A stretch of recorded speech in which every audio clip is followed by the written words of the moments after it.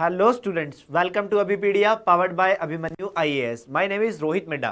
Students, आज की class में हम डिस्कस करेंगे करंट अफेयर्स के अंदर हमारा miscellaneous GK of third week of October 2020। अक्टूबर 2020 का तीसरे हफ्ते का मिसलेनियस जीके को आज की क्लास के अंदर हम डिस्कस करने वाले हैं। तो बेसिकली 18 ऑफ अक्टूबर से 24 ऑफ अक्टूबर तक हमारा ये रहने वाला है miscellaneous GK.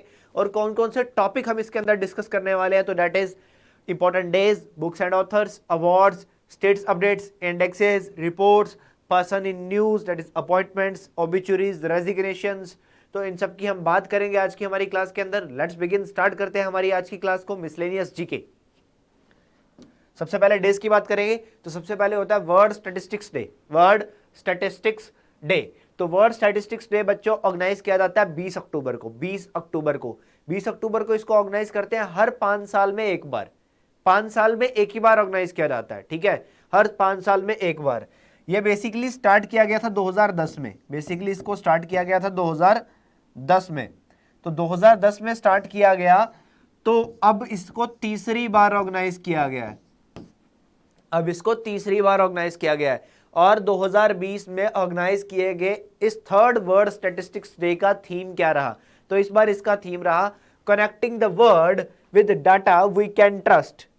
Connecting the world with the data we can trust, ये इस बार इसका थीम रहा। तो ये हर 5 साल बाद ऑर्गेनाइज किया जाता है। डाटा को कलेक्ट करना, स्टैटिस्टिक्स डिपार्टमेंट इसको ऑर्गेनाइज करता है, दुनिया भर में इसको ऑर्गेनाइज किया जाता है। और भारत के अंदर जो बॉडी काम करती है that is national statistical organisation, NSSO। Clear, आगे बढ़ते हैं। Next, world osteoporosis day. World osteoporosis day, तो ये ऑस्टियोपोरोसिस डे भी 20 अक्टूबर को ही ऑर्गेनाइज किया जाता है हर साल 20 अक्टूबर को। अब इस बार इसका थीम क्या रहा, इस बार इसका थीम रहा डैड्स ऑस्टियोपोरोसिस। देखिए, कई बार कफ कोल्ड होता है हमें, और कफ कोल्ड के कारण क्या होता है कि हमारी जो बोन्स है, ये कफ कोल्ड में इतनी पावर होती है कि हमारी बोन्स को इतना वीक कर सकता है कि बोन्स टूट भी सकती है, ठीक है। और कफ कोल्ड के द्वारा बोन्स को वीक करने के इस डिसीज को बोलते हैं ऑस्टियोपोरोसिस। ऑस्टियोपोरोसिस, ये इस डिसीज को बोला जाता है। तो यहाँ पे when a sneeze can break your bones, that's osteoporosis. तो इस चीज़ का ध्यान रखना है कि अपनी बेसिकली अपने बॉडी के अंदर कैल्शियम और अपनी इम्यूनिटी के ऊपर पूरा फोकस आपका रहना चाहिए, ताकि कफ कोल्ड से आप बचे रहे और आपकी हड्डियां भी मजबूत रहे। ऑस्टियोपोरोसिस 20 अक्टूबर। नेक्स्ट बात करते हैं। Next is international snow leopard day, या फिर we can called world snow leopard day. तो स्नो लीपर्ड्स को लेके एक दिन ऑर्गेनाइज किया जाता है दुनिया भर में, दैट इज 23 ऑफ अक्टूबर। 23 अक्टूबर को हम इसको ऑर्गेनाइज करते हैं दुनिया भर में। और इंडिया में इस स्नो लीपर्ड को लेके एक प्रोजेक्ट चलाया गया था 2009 में, that is project snow leopard. India की बात करते हैं, that is very important for us. Basically Bharat में कुछ राज्य हैं जहां पर ये स्नो लीपर्ड्स पाए जाते हैं, तो उन्हीं राज्यों में स्नो लीपर्ड्स की पॉपुलेशन को फाउंड करने के लिए, स्नो लीपर्ड्स को ढूंढने के लिए यहाँ पे 2009 में सरकार ने एक मिशन चलाया था, प्रोजेक्ट स्नो लेपर्ड। और ये राज्य कौन कौन से हैं, ये राज्य हैं अरुणाचल प्रदेश, जम्मू एंड कश्मीर, सिक्किम, उत्तराखंड एंड हिमाचल प्रदेश। ये कुछ इंपॉर्टेंट प्लेसेस हैं, इंपॉर्टेंट स्टेट्स हैं जहां पर स्नो लेपर्ड्स पाए जाते हैं। और इन्हीं राज्य में स्नो लेपर्ड्स को फाउंड करने के लिए यहाँ पे एक मिशन चलाया गया, एक प्रोजेक्ट चलाया गया, project snow leopard. Project snow leopard. आगे बढ़ते हैं। Next is United Nations day. अब यूनाइटेड नेशन, संयुक्त राष्ट्र दिवस 24 अक्टूबर। देखिए, यूनाइटेड नेशन डे 24 अक्टूबर को ऑर्गेनाइज किया जाता है। ये क्यों ऑर्गेनाइज किया जाता है, क्योंकि यूनाइटेड नेशन ऑर्गेनाइजेशन, संयुक्त राष्ट्र संघ, यह बना था 24 ऑफ अक्टूबर 1945। 1945, 24 अक्टूबर 1945 को बना था यूनाइटेड नेशंस डे और यूनाइटेड नेशंस ऑर्गेनाइजेशन। तो उसी के चलते हुए यहाँ पर ये दिन हम ऑर्गेनाइज करते हैं 24 ऑफ अक्टूबर को। 24 ऑफ अक्टूबर को बेसिकली यूनाइटेड नेशन को क्यों बनाया गया था, यूनाइटेड नेशन बनाया गया था दुनिया में पीस मेंटेन करने के लिए। इसका काम है दुनिया में शांति बनाए रखना और डेवलपमेंट के लिए काम करना, United Nation organisation. Next,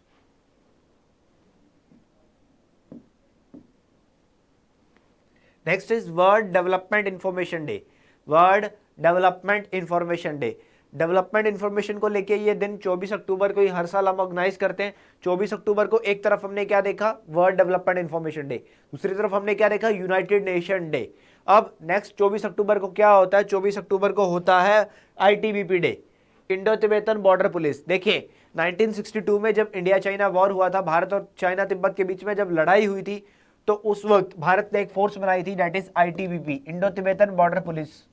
basically Bharat में बहुत सारी सेंट्रल आर्म्ड पुलिस फोर्सेज है, तो उन्हीं में से एक हमारे पास है ITBP, Indo Tibetan border police, 1962 में बनाई गई। तो इसी आईटीबीपी के को लेकर 24 अक्टूबर को एक दिन हम ऑर्गेनाइज करते हैं इसका फाउंडेशन डे, ठीक है, ITBP day. Next world polio day, next is world polio day. अब पोलियो डे होता है 24 अक्टूबर को, 24 अक्टूबर को हर साल हम ऑर्गेनाइज करते हैं वर्ल्ड पोलियो डे, ठीक है, पोलियो को लेके। अब इस बार 2020 में ऑर्गेनाइज किया गया इस वर्ल्ड पोलियो डे का थीम क्या रहा? A win against polio is a win for global health.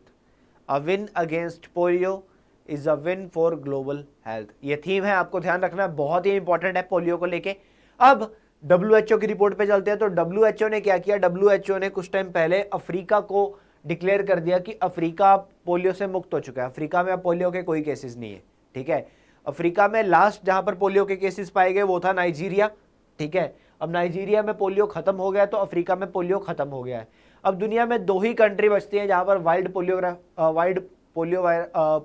पाया जाता है, पोलियो वायरस पाया जाता है, that is Afghanistan and Pakistan. Afghanistan and Pakistan, ये 2 ही कंट्रीज हैं दुनिया भर में बचती हैं जिनमें पाया जाता है पोलियो। अब भारत की बात करो तो भारत लगभग 2014 से पोलियो फ्री माना जाता है, भारत लगभग 2014 से पोलियो फ्री माना जाता है। देखिए पोलियो एक ऐसा डिसीज है जिसका कोई इलाज नहीं है, बट पोलियो को होने से रोका जा सकता है, ठीक है, जिसके लिए हम बचपन से पीते आए हैं 2 बूंद जिंदगी की, ठीक है। तो पोलियो की बात करें तो इसको बेसिकली साइंटिफिक लैंग्वेज में बोलते हैं पोलियोमाइलिटिस। तो ये एक इन्फेक्टियस वायरल डिसीज होता है जो कि 5 साल तक के बच्चों को इन्फेक्ट करता है, और उसके बाद पर्सन टू पर्सन ये ट्रांसफॉर्म होता रहता है, ठीक है, दैट इज अ पोलियोमाइलिटिस। 2 बूंद जिंदगी की, भारत के अंदर अभियान चलता है कि बच्चे को 5 साल से छोटे बच्चे को 2 बूंद पोलियो वैक्सीन की पिलाई जाती है, पोलियो वैक्सीन की 2 बूंद यहाँ पे पिलाई जाती है ताकि उस बच्चे को पोलियो ना हो, क्योंकि मैंने बताया पोलियो का कोई इलाज नहीं है, बट पोलियो को होने से प्रिवेंट किया जा सकता है। नेक्स्ट, अब बुक्स की बात करते हैं तो हमारे पास एक किताब आती है portraits of power, half a century of being at ring side. देखिए ये पर्सन जो आप देख रहे हैं इनका नाम है एनके सिंह, एनके सिंह की ऑटोबायोग्राफी है ये इनकी ऑटोबायोग्राफी है, portraits of power, half a century of being at ring side. ये भारत के एक बहुत ही प्रसिद्ध इकोनॉमिस्ट, अर्थशास्त्री हैं, और he is the present chairman of 15th finance commission. ये 15th फाइनेंस कमीशन के चेयरमैन भी हैं, 15th फाइनेंस कमीशन के चेयरमैन एनके सिंह। चलिए आगे बढ़ते हैं। Next, the battle of belonging, ये किताब लिखी है शशि थरूर साहब ने। ये किताब अभी लॉन्च नहीं हुई है, बहुत जल्दी लॉन्च होगी, नवंबर में इसको लॉन्च किया जाएगा, द बैटल ऑफ बिलोंगिंग। तो Shashi Tharoor the famous writer and member of parliament, इनकी नई किताब the battle of belonging, very important. Next, अब इंडेक्स की बात करते हैं तो सबसे पहले हमारे पास आता है एशिया पावर इंडेक्स। अब Asia power index basically power relations की बात करता है कि दुनिया में जो कंट्रीज हैं उनके पास क्या है और कैसे है, क्या पर्सपेक्टिव है उनका। तो इसको रिलीज कौन करता है? इसको रिलीज करता है लॉई इंस्टीट्यूट, जिसका हेडक्वार्टर सिडनी में है, और अब भारत की बात करूं तो भारत का रैंक इस एशिया पावर इंडेक्स में इस बार रहा 4th नंबर पे। भारत 4th नंबर पे रहा है, और भारत का स्कोर जो रहा that is 39.7 and India at 4th position. Top किसने किया? यूएसए। टॉप किसने किया? United States. तो यूनाइटेड स्टेट्स 81.6 के साथ पहले नंबर पे रहा है, और दूसरे नंबर पे रहता है चाइना 76.1 के साथ, और तीसरे पे आता है जापान 41 के साथ, एंड 4th पे आता है India, Asia power index. Next is international solar alliance. देखिए 2015 में United Nation framework convention on climate change की एक मीटिंग होती है, और उसी मीटिंग के दौरान that is COP21 I can say, ठीक है, कॉन्फ्रेंस ऑफ पार्टीज की 21 मीटिंग। उस मीटिंग के दौरान एक बॉडी का बर्थ होता है, that is international solar aliens. Foundation तो पेरिस में होता है, बट इसको बनाया जाता है भारत में गुरुग्राम हरियाणा के अंदर इसका हेडक्वार्टर है। इंटरनेशनल सोलर एलियंस 2015 में बनाई गई और इसको जो डायरेक्टर जनरल है दैट इज उपेंद्र त्रिपाठी। अब आईएसए ने पहली बार अवार्ड दिए, तो इसने 3 अवार्ड्स को स्टार्ट किया है। सबसे पहले आता है विश्वेश्वराया अवार्ड। ये अवार्ड दिया जाता है ऐसी कंट्री को, ये अवार्ड कंट्री को मिलता है जिसके अंदर सबसे ज्यादा फ्लोटिंग सोलर कैपेसिटी होती है। ठीक है, चारों हमारे जो रीजन है, ठीक है, रीजनल ऑर्गेनाइजेशंस है, रीजनल एरियाज है, उन रीजनल एरियाज में मतलब जो आईएसए के रीजनल एरियाज है उनमें सबसे ज़्यादा फ्लोटिंग कैपेसिटी जहाँ पे प्रोड्यूस होगी उसको मिलता है। उसके बाद आता है कल्पना चावला अवार्ड्स। ये पर्सन्स को मिलता है, इंजीनियर्स या साइंटिस्ट को, जिन्होंने इस फील्ड में, सोलर की फील्ड में आउटस्टैंडिंग परफॉर्मेंस दिया हो, आउटस्टैंडिंग कंट्रीब्यूशन दिया हो। उसके बाद आता है दिवाकर अवार्ड। अब ये दिवाकर अवार्ड ऑर्गेनाइजेशन और इंस्टीट्यूशंस को मिलता है जो कि डिफरेंशियली एबल्ड पीपल और की हेल्प करते हैं, जो सोलर फील्ड में काम करते हैं और सोलर एनर्जी की फील्ड में काम करते हैं, उनका इस्तेमाल। तो Diwakar award, Kalpana Chawla awards and Visvesvaraya award. अब बात करते हैं ये अवार्ड पहली बार दिए गए हैं तो तीनों अवार्ड किस किस को मिले हैं, दैट इज वेरी इंपॉर्टेंट, पहली बार अवार्ड मिले हैं।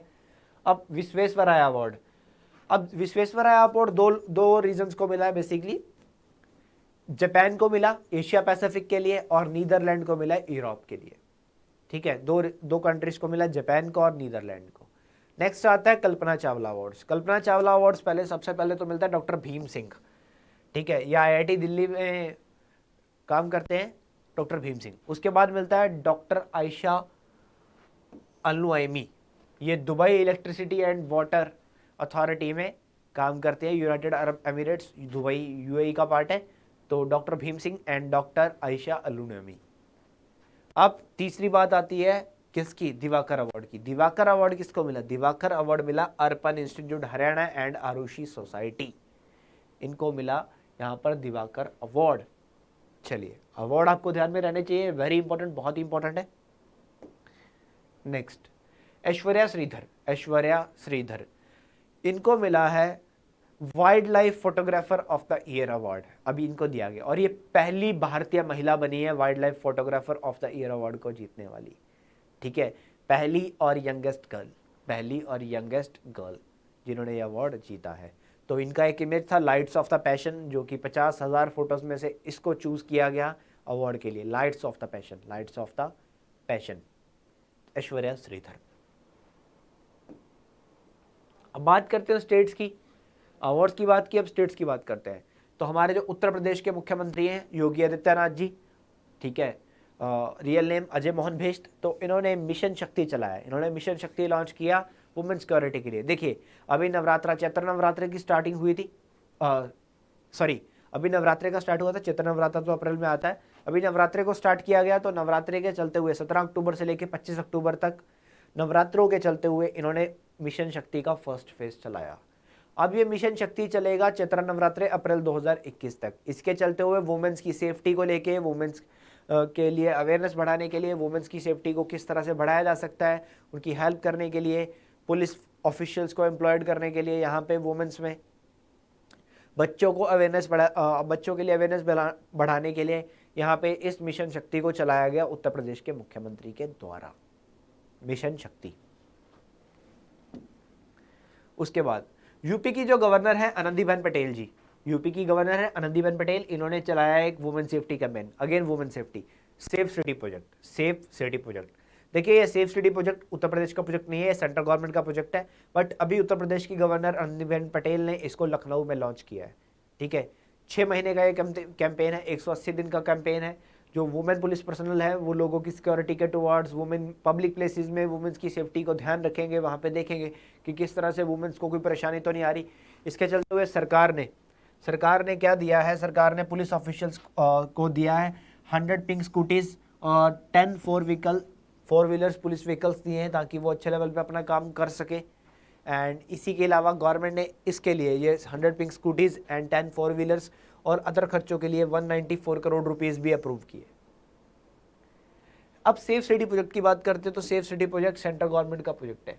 हमारा जो होम मिनिस्ट्री है, होम मिनिस्ट्री ने 8 सिटीज़ में इस प्रोजेक्ट को चलाया था। ये 8 सिटीज़ कौन कौन सी हैं? अहमदाबाद, बेंगलुरु, चेन्नई, मुंबई, लखनऊ, कोलकाता, हैदराबाद एंड दिल्ली।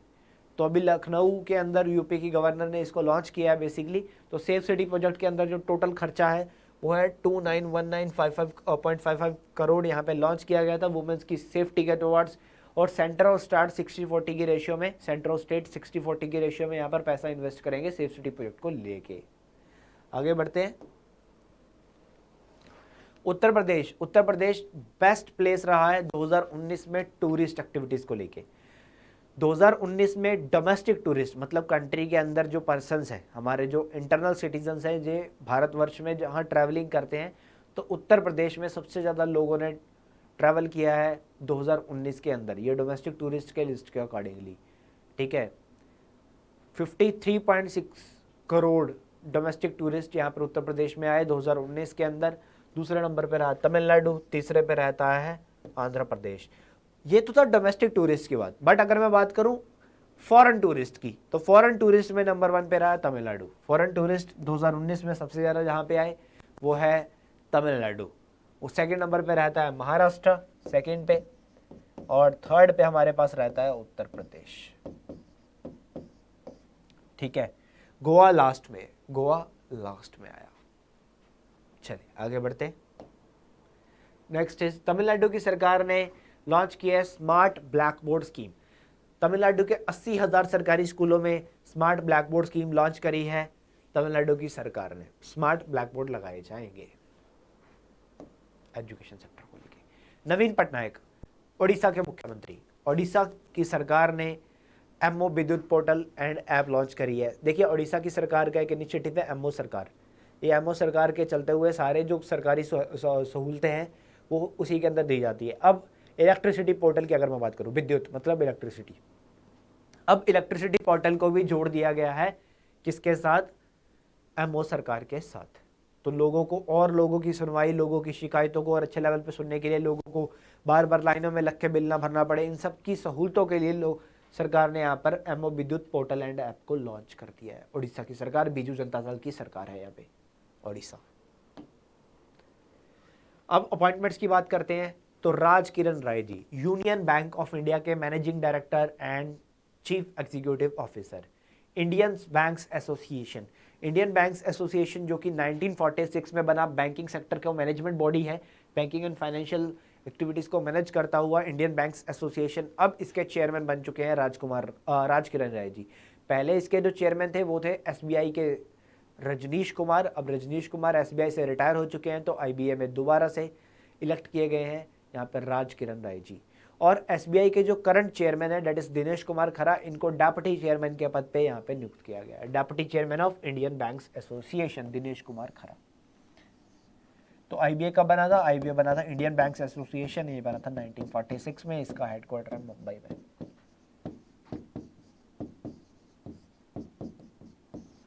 नेक्स्ट, यह है Rohan Jaitley, the son of former finance minister of India Arun Jaitley. तो ये अरुण जेटली जी के बेटे हैं रोहन जेटली। रोहन जेटली बने हैं प्रेसिडेंट किसके?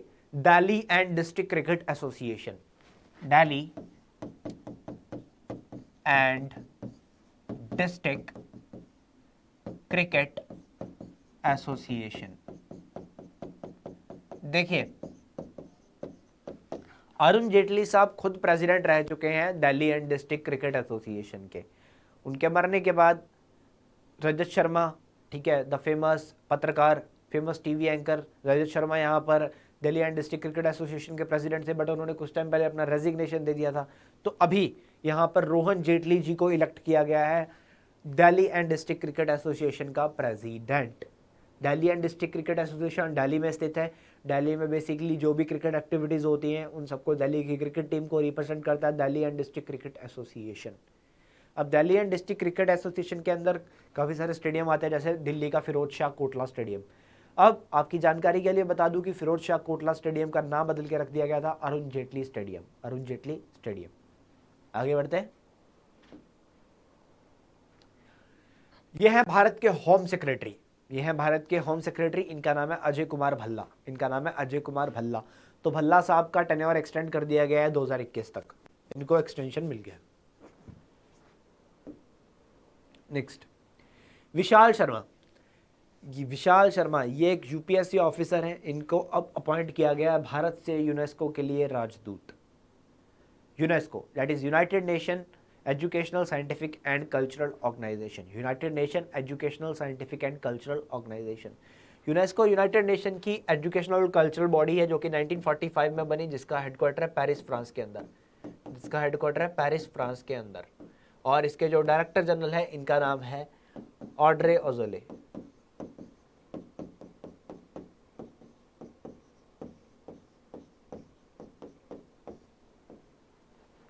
Audrey Azoulay, director general of UNESCO.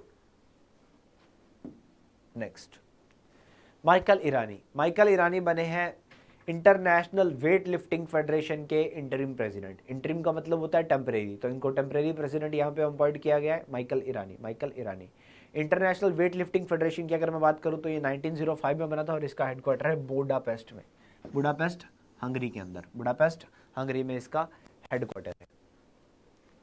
Next, Jacinda Ardern. Jacinda Ardern बनी है न्यूजीलैंड की प्राइम मिनिस्टर सेकंड टाइम, ठीक है, female prime minister, second time इनको इलेक्ट किया गया है।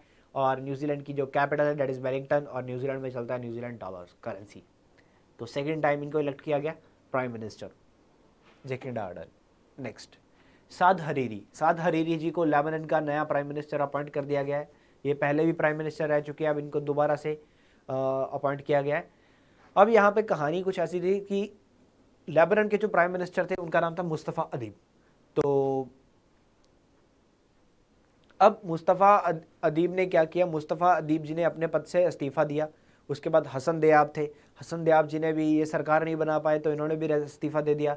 अब तीसरे बार यहाँ पे प्राइम मिनिस्टर नियुक्त किए गए हैं साद हरीरी। लेबनान की बात करूँ तो लेबनान की जो राजधानी है उसका नाम है बेरूट, लेबनान की राजधानी है बेरूट।